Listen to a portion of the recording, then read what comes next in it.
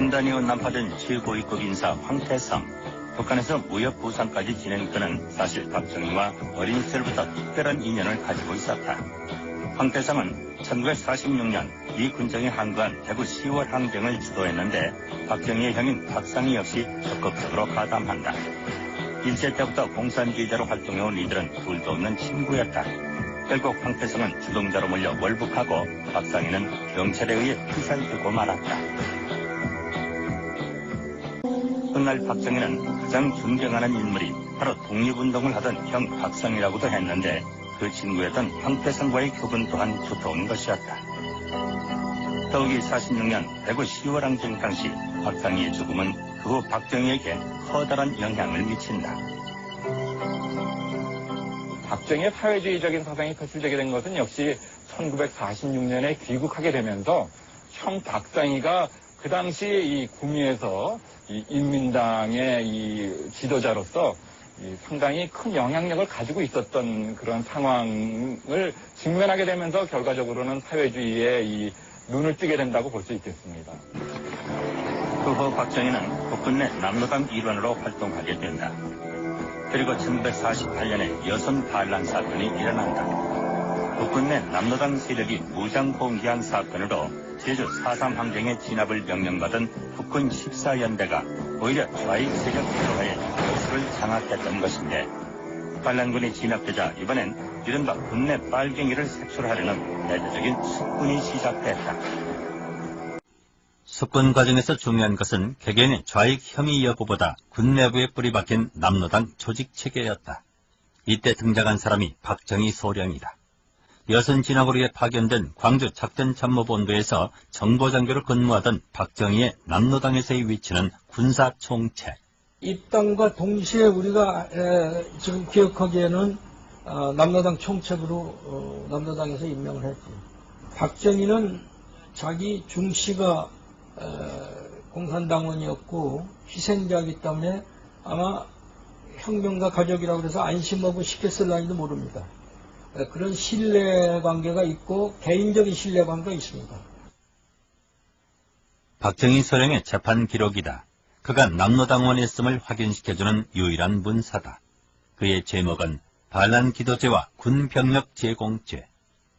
45년에 남로당에 가입해 군분의 비밀 조직을 심고 대한민국 정부에 반하는 행동을 했다고 기록되어 있다. 그러나 박정희는 군사총책이라는 직함에도 불구하고 숙군 중에 살아남는다. 어떻게 가능했을까? 그 시초에는요, 이 남로당의 그 전모를 몰랐어요, 군내 조직을. 근데 그분을 조사함으로써 전모의 일부가 드러났어요. 근데 박정희 사람이 군내 조직 체계를 우리한테 제공을 했습니다. 사람 이름을 전부 적는 것보다는 더 중요한 게 조직 체계입니다. 그래서 처음으로 조직 체계를 우리가 알 수 있었다는 사실이죠. Three people, one young duck, Paksanya, and me. Separately, individually, on our own, went to President Rhee and said, no, you cannot execute Pak Chung-hee. See, President Rhee had assigned me the responsibility of reporting to him on Pak Chung-hee's court-martial. So when I went back to Rhee, after the sentence was announced, I told him we cannot do that. 48년 11월에 검거, 이듬해 5월에 불명예 파면, 1년 후 작전장교로 복직. 박정희 소령이 숙군 지휘부에 제공한 정보가 단지 조직체계뿐이었을까? 그래서 박정희가 산 건 바로 그거라고 나는 생각하고 있습니다. 박정희 소령이 숙군 지휘부에서 전혀 몰랐던 새로운 동지의 이름을 추가했는지는 알 길이 없다. 다만 그의 입에서 나온 이름 김종석 중령은 그가 복직될 그 무렵 형장의 이슬로 사라진다. 김종석 중령은 처형 직전 웃으며 인민공화국의 적기가를 불렀다고 한다. 하우스만 요구에는 김종석에 대해 군사영화학교 출신의 수재로 정보장교로 키우고 싶었던 아까운 인재라고 적혀있다. 박정희는 49년 단지 불명예 파면만을 당한다. 그리고 6.25가 발발하자 5일 후 다시 군에 중용됐던 것이다. 이러한 박정희의 사상 전력을 가장 경계한 것은 미국이었다. 미국은 5.16이 일어났을 때도 쿠데타 정권에 대해 의심을 버리지 못했다. There was suspicion in some of the reports from Korea that General Park was a long-time communist agent, and that this might bring he and some communists in his movement might bring about suddenly a reunification with North Korea under communist terms. 박정희를 주시한 것은 미국뿐이 아니었다. 북한 역시 황태성을 통해 박정희와의 접촉을 시도했던 것이다. 황태성은 간첩이라기보다는 일종 이 김일성의 밀사였어요. 특사였어요. 남한에 와가지고 한국에 들어와가지고 박정희 정권과 한번 통일 문제에 대해서 협상을 해봐라. 또 그보다 앞서가지고 5.16으로 집권한 박정희 주체 세력이 과연 어떤 생각을 갖고 있는지. 그냥 취미가 뭐냐? 정말로 평화 통일을 할 생각이 있는가? 남북 협상할 생각이 있는가? 아니면 군사적인 목적인가? 좀 취미를 알고 싶다. 사실 1961년의 봄은 분단 이후 한반도에서 어느 때보다도 통일에 대한 논의가 활발하게 전개되고 있었다. 그리고 2년 후 황태성 사건은 세상에 알려지기 시작한다. 제5대 선거 유세가 치열해지면서 연일 황태성 사건이 톱기사로 다루어졌다. 다시 사상 전력으로 문제가 된 박정희에게 간섭 황태성은 결정타인 듯 보였다. 선거를 20일 앞두고 수박 유세를 단던 박정희는 사상 공세에 대해 정면 돌파를 시도한다. 간첩 황태성과의 관계를 인정한 것이다. 황태성은 나의 형과 친구였다. 어려서부터 집에도 놀러오는 사이였다. 또한 박정희는 각 신문마다 일면에 대형 선거 광고를 게재한다. 그는 자신의 사상 전력을 인정하면서 야당 인사들을 낡은 메카시즘의 잔재라고 반격하기 시작했다. 일체의 메카시즘을 타도 청소해야 할 공동의 전선에 서 있다. 오늘의 야당 인사들이 얼마나 많은 지식인의 진보적인 발언을 메카시즘의 수법으로 탄압해왔는가를 똑똑히 알고 있을 것이다. 선거전이 치열해지면서 사상 논쟁은 보수와 진보의 싸움이 되기도 했다. 박정희에 의해 자신을 빨갱이로 몰아붙이는 윤보선은 구시대의 보수주의자로 반공을 국시로 군사 쿠데타를 일으켰던 자신은 오히려 사상 문제로 죽음의 문턱까지 갔던 진보주의자로 주장됐다. 사상 논쟁의 경과라든가 결과를 놓고 볼 때 이것은 처음부터 어떤 계산된 득표 공작이었어요. 왜냐하면은 우리나라 이 해방 이후에 빨갱이 사냥이라든가 메카시즘적인 그러한 이 수법 때문에 국민들의 많은 사람이 시달림을 당했고 또 그에 대해서 이 반감을 역겨움을 하는 사람들이 많이 있는데 직접적으로 진보적이지 않더라도 소위 한국전쟁 과정에서 결국 색깔론에 시달려서 예를 들면 월북자라든가 연좌제에 의한 어떤 많은 한국의 피해자들이 있었는데 결국 윤보선 씨가 제기했던 결국 결국 사상 논쟁이라고 하는 것들이 그러한 많은 사람들에게 있어서 사실은 아픈 상처를 사실 건드려줬고 통일과 분단의 길목에서 이 땅의 무수한 양민들이 사상의 굴레에 의해 무참히 희생됐다. 제주 4.3 사건, 여순 14연대 반란, 보도연맹, 거창 양민 학살 사건까지 그 피해자만도 25만에 이른다. 그렇다면 1963년 대선에서 사상 논쟁은 어떤 영향을 미쳤을까? 10월 16일과 17일 이틀간에 걸쳐 개표된 선거 결과는 막판까지 그야말로 박빙의 승부가 펼쳐졌다. 윤도선은 주로 도시에서, 박정희는 농촌에서 우세를 보였다. 승자는 박정희였다. 단 15만 표 차의 아슬아슬한 승리였다.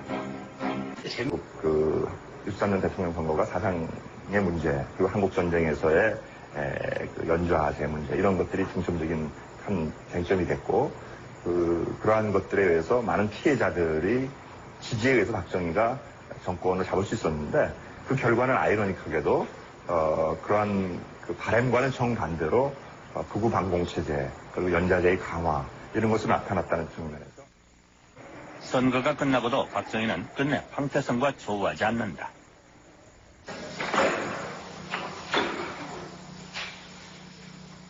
오히려 황태성에게 전해진 것은 대법원에서의 사형 확정 판결이었다. 그리고 63년 12월 14일 황태성은 총사령에 처해진다.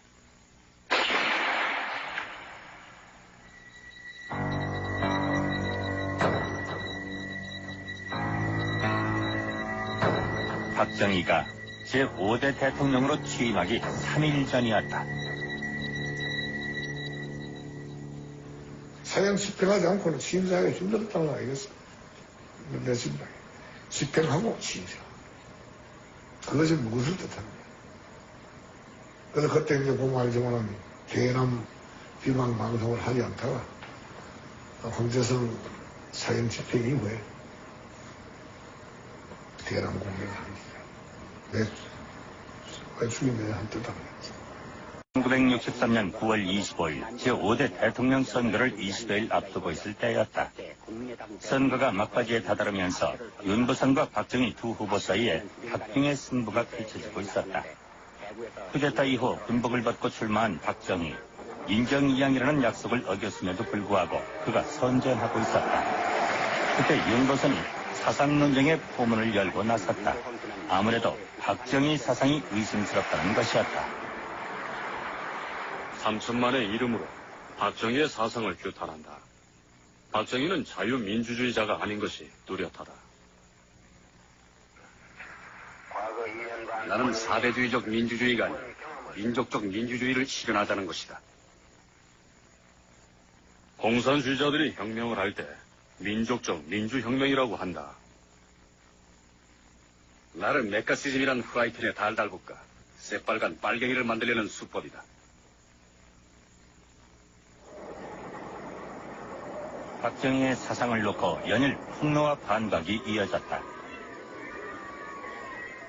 아예 공화당과 박정희를 공산주의 집단으로 몰아붙이는 루머들도 난무했다. 무엇보다 박정희를 위해 김종필이 사전 소식한 공화당이 바로 공산당 자금에 의해 만들어졌다는 것이었다. 그리고 그 배후에 북한의 고위급 인사 황태성이 있었다. 그가 간첩으로 내려와 박정희와 김종필을 접촉했다는 주장이었다. 서울 일원에 이 폐삐라가 부러졌어요. 그 삐라에서 황태성 사건이 처음으로 거론돼가지고 정부는 황태성 사건에 대해서 규명을 하라. 그 진상을 밝혀라. 이렇게 삐라를 뿌려가지고 삐라에서 그거 밝혀졌죠. 이북에는 김일성이가 있고 남한에는 박정희가 있다. 이북에는 공산당이 있고 남한에는 공화당이 있다. 이런 식으로. 박정희도 3번 만났다. 어디서 만났냐? 반도 호텔, 800몇 통강, 그러니까 고무성도 박정희 정권에 대해서 very questionable. 이거 이렇게 되면 곤란하다 하는 거 해가지고 신경을 많이 썼죠. 그 음모까지도 도사리고 있었다고 생각을 합니다. 저는 일체 그 사람 만난 일도 없습니다. 해방 후 번갈아 육군 참모총장을 지내던 두 사람 모두 봉천 군관학교 출신들이었다. 박정희 정권에서 국무총리와 국회의장까지 역임했던 정일관. 그는 만주국 헌병대 소좌로 조선인 출신 중 단연 선두주자였다. 헌병대의 주 임무는 항일 무장 세력들을 색출하는 것으로 동포들의 원성이 자자했다. 43년에 이 정일권이가 여기 이만두 연변 현병 대사령부 사령관 최고급이죠. 현병대 7항이 정부활동 이런 거 수직하고 이런 거 진행하고 그러니까 이게 나지없이 문제 있다. 사령까지 되다니까 그게 소선 사람이 현병대 현병대 사령이 되다니 간단합니까? 정일권 같은 분은 그 완전 철두철미한 일본 제국주의에 가담한 사람이니까 그 우리의 원수라고 보죠, 여기선. 만주국 헌병대와 함께 가장 악명이 높았던 것은 당시 안도현에 있던 간도 특설대였다. 간도 특설대의 병력은 2개대대군. 부대장만 일본인이고 장교와 병사들 모두 조선인이었다고 한다. 이 특설대 창설을 제안한 것도 만주국 참의를 지냈던 친일파 이범익이었다. 특설부대를 그래 조직한 겁니다. 38년에 12월 달에 아마 조직했습니다. 왜 조직했냐? 조선 사람에서 조선 사람 통치해야 된다. 조선 사람 반일부대는 조선 사람이 해야 된다.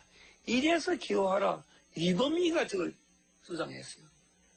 간도도 현병대에서 현병분견대 대장하고 같이 토론했어요. 그래서 만든 겁니다. 간도 특설대의 임무는 바로 1930년대 만주를 근거지로 항일 무장투쟁을 벌이던 조선 북녘군 토벌에 있었다. 당시 소중연합군 형태로 재편된 동국 항일연군이 만주에서의 항일투쟁을 주도하고 있었는데 그 중에는 조선인들도 적지 않았다. 이 간도 특설대라는 것은 아주 독특한 조직이에요. 이게 공식 조직이면서 동시에 또 별동 조직이기도 합니다. 이 간도 특설대야말로 바로 30년대부터 40년대 조선인들 항일 세력을 가장 악랄하게 추적하고 그다음에 죽이고 하여튼 이른바 토벌을 했다 그러죠. 그들 입장에서는 하여튼 가장 악명 높은 세력입니다.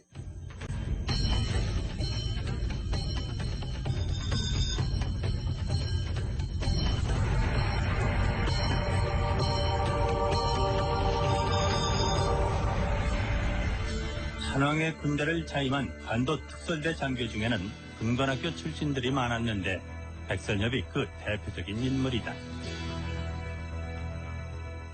백선엽은 그의 자전적 회고록에서 군관학교 졸업 후 간도 특설대에 3년 동안 복무했다고 밝혔으나 그와 관련된 공식 인터뷰는 거절했다. 일제에 협력했던 만주 인맥들은 해방된 조국에서 다시 주도 세력으로 부상한다. 이 땅의 새 주인이 된 미 군정에게는 친일파 청산보다는 혼란을 수습하는 것이 먼저였다. 대한민국 10대제 친일파 청산하려는 법안이 남조선 가덕 입법 의원에서 나왔어요. 이거 미 군정이 거부하는 겁니다. 그래서 미 군정이 거부를 하는 바람에 실패하고 그래서 대한민국이 건국되는 그 순간에는 미 군정이 심어놨던 친일파들의 군, 정치계, 경찰, 법조계 다 장악을 해버렸어요. 거기다 국내에 정치적 기반이 없던 이승만이 만주군 출신들을 자신의 친위대로 대거 등용했다. 첫째는 그 이승만의 정치적인 야욕이 아무래도 광복군 독립군은 김구 선생 쪽이고 자기하고는 입장이 다르잖아요. 자기를 지지하는 세력하고는. 그렇기 때문에 친일 세력을 등용하면은 약점이 크기 때문에 아주 부려먹기 쉽단 말입니다. 그냥 누구 죽여하면 죽일 수도 있고 엎드려 하면 엎드려 있을 수도 있고. 이후 한민 특유에 의해 친일파 청산이 시도됐지만 만주의 친일 혐의자에 대한 조사는 절대적인 시간과 정보의 부족으로 끝내 이루어지지 못했다. 이렇게 해방정국에서 말을 갈았던 만주군 출신들은 한국전쟁을 계기로 군을 장악하게 된다. 일본 헌병대 소자로 해방을 맞은 정일관은 육군 참모총장에 간도 특설대 출신의 백선엽 역시 육군 참모총장의 최연소 사성장군, 만주군 군의관이었던 원영덕은 초대 헌병사령관, 안동군 헌병대 출신으로 항일 세력들을 색출했던 김창룡은 육군 특무대장에 오른다. 이들이 승승장구할 수 있었던 것은 무엇보다도 이승만의 친위대 역할을 충실히 해냈기 때문이었다. 을 우리한테 제공을 했습니다. 사람 이름은 전부 적는 것보다는 더 중요한 건 조직 체계입니다. 그래서 처음으로 조직 체계를 우리가 알 수 있었다는 사실이죠. 3 people, one young duck, Pak Sun-yuk, and me, separately, individually, on our own, went to President Rhee and said, no, you cannot execute Pak Chung-hee. See, President Rhee had assigned me the responsibility of reporting to him on Pak Chung-hee's court-martial. So when I went back to Rhee, after the sentence was announced, I told him we cannot do that. 48년 11월에 검거, 이듬해 5월에 불명예 파면, 1년 후 작전장교로 복직. 박정희 소령이 숙군 지휘부에 제공한 정보가 단지 조직체계뿐이었을까? 그래서 박정희가 산 건 바로 그거라고 나는 생각하고 있습니다. 박정희 소령이 숙군 지휘부에서 전혀 몰랐던 새로운 동지의 이름을 추가했는지는 알 길이 없다. 다만 그의 입에서 나온 이름 김종석 중령은 그가 복직될 그 무렵 형장의 이슬로 사라진다. 김종석 중령은 처형 직전 웃으며 인민공화국의 적기가를 불렀다고 한다. 하우스만 여고에는 김종석에 대해 군사영화학교 출신의 수재로 정보장교로 키우고 싶었던 아까운 인재라고 적혀있다. 박정희는 49년 단지 불명예 파면만을 당한다. 그리고 6.25가 발발하자 5일 후 다시 군에 중용됐던 것이다. 이러한 박정희의 사상 전력을 가장 경계한 것은 미국이었다. 미국은 5.16이 일어났을 때도 쿠데타 정권에 대해 의심을 버리지 못했다. There was suspicion in some of the reports from Korea that General Park was a long-time communist agent, and that this might bring he and some communists in his movement might bring about suddenly a reunification with North Korea under communist terms. 박정희를 주시한 것은 미국뿐이 아니었다. 북한 역시 황태성을 통해 박정희와의 접촉을 시도했던 것이다. 황태성은 간첩이라기보다는 그 일종 이 김일성의 밀사였어요. 특사였어요. 남한에 와가지고 한국에 들어와가지고 박정희 정권과 한번 통일 문제에 대해서 협상을 해봐야.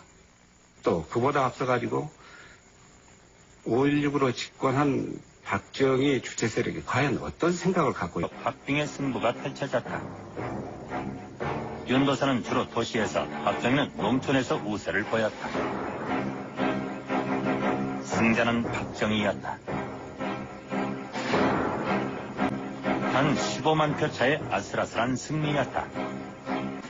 그 63년 대통령 선거가 사상의 문제, 그리고 한국 전쟁에서의 그 연좌제 문제, 이런 것들이 중점적인 한 쟁점이 됐고, 그러한 것들에 의해서 많은 피해자들이 지지에 의해서 박정희가 정권을 잡을 수 있었는데, 그 결과는 아이러니하게도 그러한 그 바람과는 정반대로 극우 반공체제, 그리고 연좌제의 강화, 이런 것으로 나타났다는 측면에서 선거가 끝나고도 박정희는 끝내 황태성과 조우하지 않는다.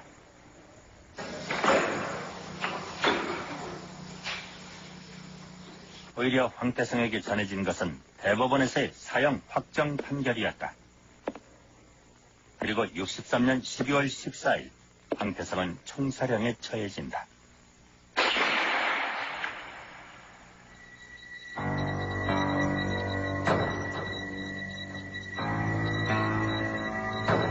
박정희가 제5대 대통령으로 취임하기 3일 전이었다. 사형 집행하지 않고는 취임사하기 힘들었다는 거 알겠어. 내 생각에. 집행하고 취임사. 그것이 무엇을 뜻합니까? 그래서 그때 이제 보면 알지만은 개남 비방 방송을 하지 않다가 황태성 사형 집행 이후에 대남 공격을 합니다. 왜 죽이느냐 한 뜻 합니다. 1963년 9월 25일 제5대 대통령 선거를 20여일 앞두고 있을 때였다. 선거가 막바지에 다다르면서 윤부선과 박정희 두 후보 사이에 박빙의 승부가 펼쳐지고 있었다. 쿠데타 이후 군복을 벗고 출마한 박정희, 인정이양이라는 약속을 어겼음에도 불구하고 그가 선전하고 있었다. 그때 윤부선이 사상논쟁의 포문을 열고 나섰다. 아무래도 박정희 사상이 의심스럽다는 것이었다. 3천만의 이름으로 박정희의 사상을 규탄한다. 박정희는 자유민주주의자가 아닌 것이 뚜렷하다. 나는 사대주의적 민주주의가 아닌 민족적 민주주의를 실현하자는 것이다. 공산주의자들이 혁명을 할 때 민족적 민주혁명이라고 한다. 나는 메카시즘이란 후라이팬에 달달 볶아 새빨간 빨갱이를 만들려는 수법이다. 박정희의 사상을 놓고 연일 폭로와 반박이 이어졌다. 아예 공화당과 박정희를 공산주의 집단으로 몰아붙이는 루머들도 난무했다. 무엇보다 박정희를 위해 김종필이 사전 소식한 공화당이 바로 공산당 자금에 의해 만들어졌다는 것이었다. 그리고 그 배후에 북한의 고위급 인사 황태성이 있었다. 그가 간첩으로 내려와 박정희와 김종필을 접촉했다는 주장이었다. 서울 일원에 그 삐라가 부러졌어요. 그 삐라에서 황태성 사건이 처음으로 거론돼가지고 정부는 황태성 사건에 대해서 규명을 하라. 그 진상을 밝혀라. 이렇게 삐라를 뿌려가지고 삐라에서 그거 밝혀졌죠. 이북에는 김일성이가 있고 남한에는 박정희가 있다. 이북에는 공산당이 있고 남한에는 공화당이 있다. 이런 식으로. 박정희도 3번 만났다. 어디서 만났냐? 반도 호텔, 800몇 통강, 그러니까 고무성도 박정희 정권에 대해서 very questionable. 이거 이렇게 되면 곤란하다 하는 거 해가지고 신경을 많이 썼죠. 그 음모까지도 도사리고 있었다고 생각을 합니다. 저는 일체 그 사람 만난 일도 없습니다. 해방 후 번갈아 육군 참모총장을 지내던 두 사람 모두 봉천 군관학교 출신들이었다. 박정희 정권에서 국무총리와 국회의장까지 역임했던 정일관. 그는 만주국 헌병대 소좌로 조선인 출신 중 단연 선두주자였다. 헌병대의 주 임무는 항일 무장 세력들을 색출하는 것으로 동포들의 원성이 자자했다. 43년에 이 정일권이가 여기 이만두 연변 현병대 사령부 사령관 최고급이죠. 현병대 출항이 정부활동 이런 거 수직하고 이런 거 진행하고 그러니까 이게 남지없이 문제 있겠다. 사령까지 되다니까 그게 조선 사람이 현병대 현병대 사령이 되다니 간단합니까? 정일권 같은 분 그 완전 철두철미한 일본 제국주의에 가담한 사람이니까 그 우리의 원수라고 보죠 여기선. 만주국 헌병대와 함께 가장 악명이 높았던 것은 당시 안도현에 있던 간도 특설대였다. 간도 특설대의 병력은 2개대대군. 부대장만 일본인이고 장교와 병사들 모두 조선인이었다고 한다. 이에 특설대 창설을 제안한 것도 만주국 참여를 지냈던 친일파 이범익이었다. 특설부대를 그래 조직한 겁니다. 38년에 12월 달에 아마 조직했습니다. 왜 조직했냐? 조선 사람에서 조선 사람 통치해야 된다. 조선 사람이 반일부대는 조선 사람이 해야 된다. 이래서 기호하라. 이범익이가 저걸 주장했어요. 간도도 현병대에서 현병 분견대 대장하고 같이 토론했어요. 그래서 만든 겁니다. 간도 특설대의 임무는 분단이후 난파된 최고위급 인사 황태성, 북한에서 무역 부상까지 지낸 그는 사실 박정희와 어린 시절부터 특별한 인연을 가지고 있었다. 황태성은 1946년 이 군정이 항거한 대구 10월 항쟁을 주도했는데 박정희의 형인 박상희 역시 적극적으로 가담한다. 일제 때부터 공산주의자로 활동해온 이들은 둘도 없는 친구였다. 결국 황태성은 주동자로 몰려 월북하고 박상희는 경찰에 의해 피살되고 말았다. 훗날 박정희는 가장 존경하는 인물이 바로 독립운동을 하던 형 박상희라고도 했는데 그 친구였던 황태성과의 교분 또한 두터운 것이었다. 더욱이 46년 대구 10월 항쟁 당시 박상희의 죽음은 그 후 박정희에게 커다란 영향을 미친다. 박정희의 사회주의적인 사상이 표출되게 된 것은 역시 1946년에 귀국하게 되면서 형 박상희가 그 당시 이 구미에서 이 인민당의 이 지도자로서 상당히 큰 영향력을 가지고 있었던 그런 상황을 직면하게 되면서 결과적으로는 사회주의에 이 눈을 뜨게 된다고 볼 수 있겠습니다. 그 후 박정희는 국군 내 남로당 일원으로 활동하게 된다. 그리고 1948년에 여선 반란 사건이 일어난다. 국군 내 남로당 세력이 무장 봉기한 사건으로 제주 4.3 항쟁에 진압을 명령받은 국군 14연대가 오히려 좌익 세력 주도하에 여수를 장악했던 것인데 반란군이 진압되자 이번엔 이른바 군내 빨갱이를 색출하려는 대대적인 숙군이 시작됐다. 숙군 과정에서 중요한 것은 개개인의 좌익 혐의 여부보다 군 내부에 뿌리 박힌 남로당 조직체계였다. 이때 등장한 사람이 박정희 소령이다. 여선 진압으로 위해 파견된 광주 작전참모본부에서 정보장교로 근무하던 박정희의 남로당에서의 위치는 군사총책. 입당과 동시에 우리가 지금 기억하기에는 남로당 총책으로 남로당에서 임명을 했지. 박정희는 자기 중씨가 공산당원이었고 희생자이기 때문에 아마 혁명가 가족이라고 해서 안심하고 시켰을지도 모릅니다. 그런 신뢰관계가 있고 개인적인 신뢰관계가 있습니다. 박정희 소령의 재판 기록이다. 그가 남로당원이었음을 확인시켜주는 유일한 문사다. 그의 제목은 반란 기도죄와 군병력 제공죄. 45년에 남로당에 가입해 군분의 비밀 조직을 심고 대한민국 정부에 반하는 행동을 했다고 기록되어 있다. 그러나 박정희는 군사총책이라는 직함에도 불구하고 숙군 중에 살아남는다. 어떻게 가능했을까? 그 시초에는요, 이 남로당의 그 전모를 몰랐어요, 군내 조직을.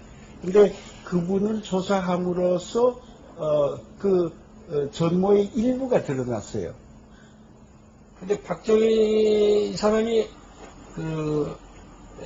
군내 조직 책임이지. 그냥 취미가 뭐냐? 정말로 평화통일을 할 생각이 있는가? 남북 협상할 생각이 있는가? 아니면 군사적인 목적인가? 좀 취미를 알고 싶다. 사실 1961년의 봄은 분단 이후 한반도에서 어느 때보다도 통일에 대한 논의가 활발하게 전개되고 있었다. 그리고 2년 후 황태성 사건은 세상에 알려지기 시작한다. 제5대 선거 유세가 치열해지면서 연일 황태성 사건이 톱기사로 다루어졌다. 다시 사상 전력으로 문제가 된 박정희에게 간섭 황태성은 결정타인 듯 보였다. 선거를 20일 앞두고 수박 유세를 단던 박정희는 사상 공세에 대해 정면 돌파를 시도한다. 간첩 황태성과의 관계를 인정한 것이다. 황태성은 나의 형과 친구였다. 어려서부터 집에도 놀러오는 사이였다. 또한 박정희는 각 신문마다 일면에 대형 선거 광고를 게재한다. 그는 자신의 사상 전력을 인정하면서 야당 인사들을 낡은 메카시즘의 잔재라고 반격하기 시작했다. 일체의 메카시즘을 타도 성소해야 할 공동의 전선에 서 있다. 오늘의 야당 인사들이 얼마나 많은 지식인의 진보적인 발언을 메카시즘의 수법으로 탄압해왔는가를 똑똑히 알고 있을 것이다. 선거전이 치열해지면서 사상 논쟁은 보수와 진보의 싸움이 되기도 했다. 박정희에 의해 자신을 빨갱이로 몰아붙이는 윤보선은 구시대의 보수주의자로 반공을 국시로 군사 쿠데타를 일으켰던 자신은 오히려 사상 문제로 죽음의 문턱까지 갔던 진보주의자로 주장됐다. 그 사상론지의 뭐 경과라든가 결과를 놓고 볼 때 이것은 처음부터 그 어떤 계산된 득표 공작이었어요. 왜냐하면은 그 우리나라 그 이 해방 이후에 그 빨갱이 사냥이라든가 그 메카시즘적인 그러한 그 이 수법 때문에 국민들의 많은 사람이 시달림을 당했고 또 그에 대해서 그 이 반감을 역겨움을 하는 사람들이 많이 있는데 직접적으로 진보적이지 않더라도 소위 한국전쟁 과정에서 결국 색깔론에 시달려서 예를 들면 월북자라든가 연좌제에 의한 어떤 많은 한국의 피해자들이 있었는데 결국 그 윤보선 씨가 제기했던 결국 결국 사상 논쟁이라고 하는 것들이 그러한 많은 그 사람들에게 있어서 사실은 그 아픈 상처를 사실 건드려줬고 통일과 분단의 길목에서 이 땅의 무수한 양민들이 사상의 굴레에 의해 무참히 희생됐다. 제주 4.3 사건, 여순 14연대 반란, 보도연맹, 거창 양민 학살 사건까지 그 피해자만도 25만에 이른다. 그렇다면 1963년 대선에서 사상 논쟁은 어떤 영향을 미쳤을까? 10월 16일과 17일 이틀간에 걸쳐 개표된 선거 결과는 막판까지 그야말로